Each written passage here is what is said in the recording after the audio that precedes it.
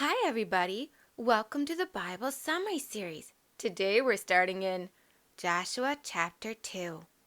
Joshua, son of Nun, secretly sent 2 men from the camp of Shittim to scout out the land, especially the city of Jericho.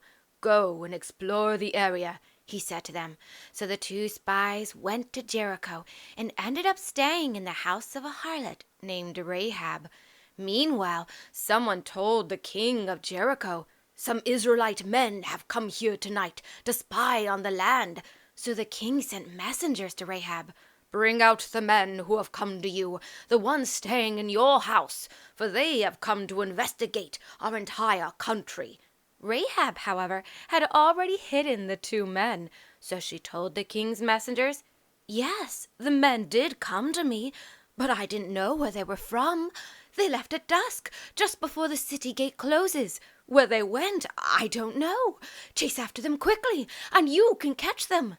But in reality, she had taken the men up onto the roof and hidden them under bundles of flax she had laid out to dry. Then the king's men rushed out onto the road leading to the Jordan River and looked for them at the crossroads. And as soon as they left, the men shut the city gate behind them. Later that evening, before the spies went to sleep, Rahab went up onto the roof. She said to them, "I know that the Lord has given you this land. Everyone here is terrified and paralyzed with fear because of you. We've heard how the Lord dried up the Red Sea for you when you left Egypt, and what you did to Sihon and Og, the 2 Amorite kings on the far side of the Jordan, whom you completely destroyed. As soon as we heard these stories, our hearts melted within us, and no one has had any courage left. For the Lord your God truly is God in heaven and on the earth below. So now, please swear to me by the Lord that since I have been kind to you, you will show kindness to my family.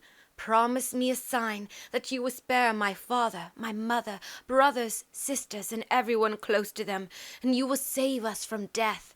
And the man answered, "Our lives for yours, if you do not tell anyone about this mission of ours. And when the Lord gives us this land, we will be loyal and kind to you." Then she let them down through a window using a rope, since Rahab lived in a house built into the city wall. "Go into the hills," she advised them, "so the men chasing you won't find you. Hide there for 3 days until they come back, and then you can go on your way." Before leaving, the men said to her, "We will keep the oath you made us swear, but only if you do this. When we enter the land, you must tie this scarlet cord in the same window you used to lower us down.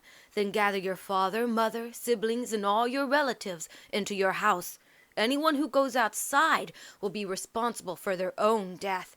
We will not be at fault. But if anyone inside this house is harmed, then their blood will be on us. However, if you disclose our mission, we are released from the oath you made us swear." "According to your words, so let it be," Rahab agreed. Then she sent them away, and after they left, she tied the scarlet cord in the window. So the 2 spies went into the hills and stayed hidden for 3 days until the search party returned to Jericho. Although the king's men hunted for them along the roads, they didn't find a single trace. Once it was safe, the men came down from the hills, crossed the river, and returned to Joshua, son of Nun. Then they reported everything that had happened to them and said, "It's true. The Lord has handed over the entire land to us. Everyone who lives there is overcome with fear because of us." In Joshua chapter 3, early in the morning, Joshua and all the Israelites left Shittim and traveled to the Jordan River. They set up camp there before crossing over. After 3 days, the officers went through the camp and instructed the people. "When you see the Ark of the Covenant of the Lord your God carried by the Levitical priests, you must leave your position and follow it. Make sure there is a space of about half a mile between you and the Ark. Do not go near it.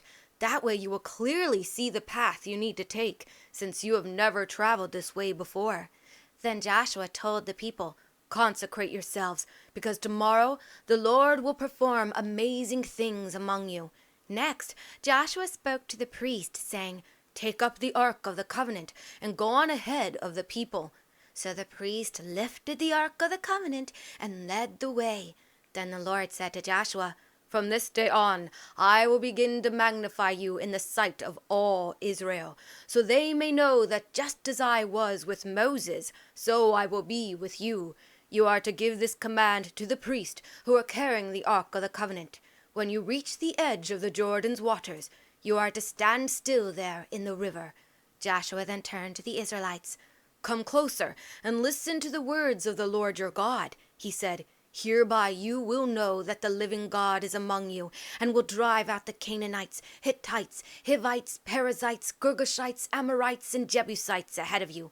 Look, the ark of the covenant of the Lord, who rules over all the earth, is about to cross the Jordan ahead of you. Now choose 12 men from the tribes of Israel, one from each tribe.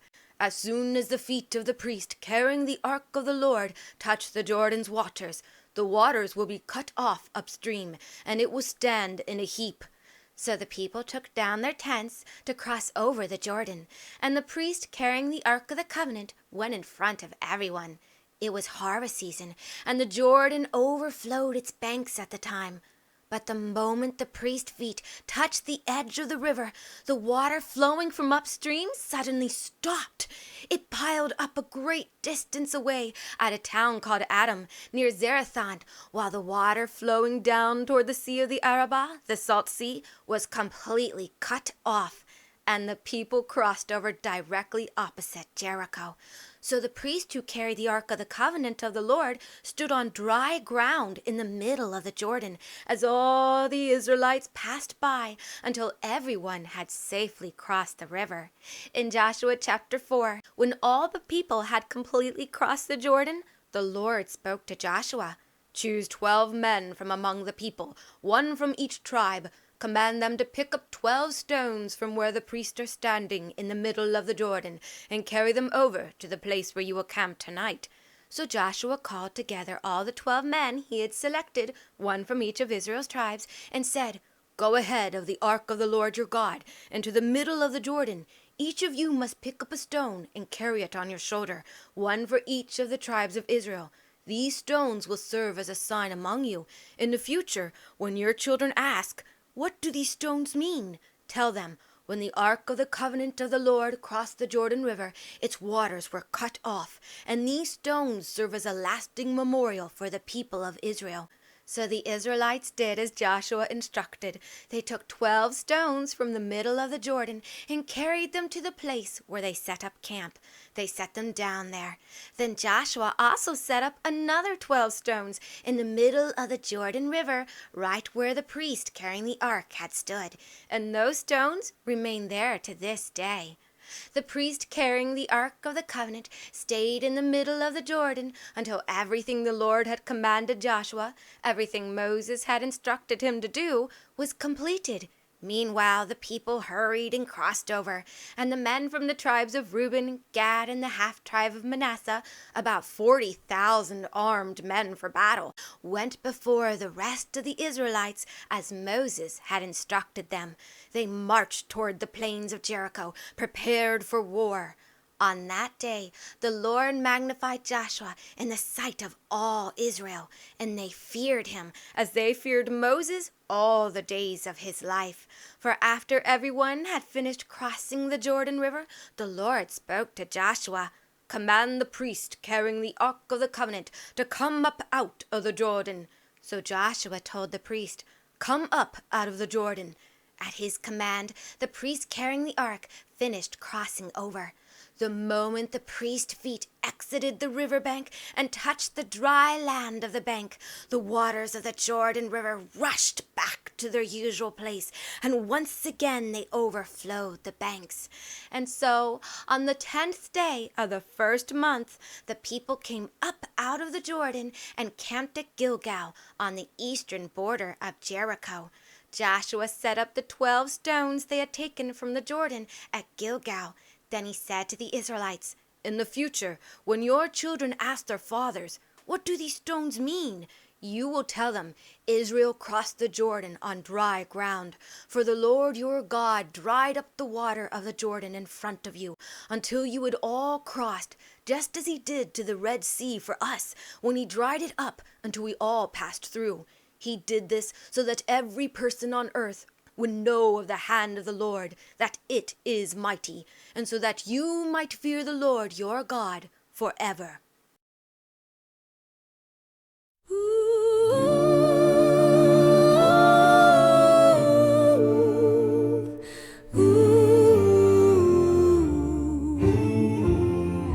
Two men sent in the dead of night to scout the land to see the fight. They came to a house in Jericho's wall, where a woman of faith would risk it all. The king sent word, bring out the spies, but Rahab spoke with fearless eyes. She hid them high beneath the flax and sent the soldiers on false tracks. A scarlet cord in the window sways, a promise made, a life repaid. The walls will fall, but grace remains. The Lord redeems, he makes a way. She whispered, all our hearts have failed. We've heard the power of your God unveiled. He split the sea, he crushed the kings, and now this land to you he brings. She begged, remember me this day. Spare my family, show me grace. The spies replied, let this sign be true. A scarlet cord will honor you. A scarlet cord in the window sways, a promise made, a life repaid. The walls will fall, but grace remains. The Lord redeems, he makes a way. Through the waters Israel came. The Jordan stood by Yahweh's name. 12 stones rose where the river dried, a sign of wonders, a call to guide. So Rahab watched as Jericho shook. The mighty walls their strength forsook. Yet in the ruin one house stood tall. The scarlet cord had saved them all. A scarlet cord in the window sways, a promise made, a life repaid. The walls have fallen, but faith remains. The Lord redeems, he makes a way. Through every trial, through every fight, his mercy shines, his word is light. A scarlet thread from then till now, his grace endures.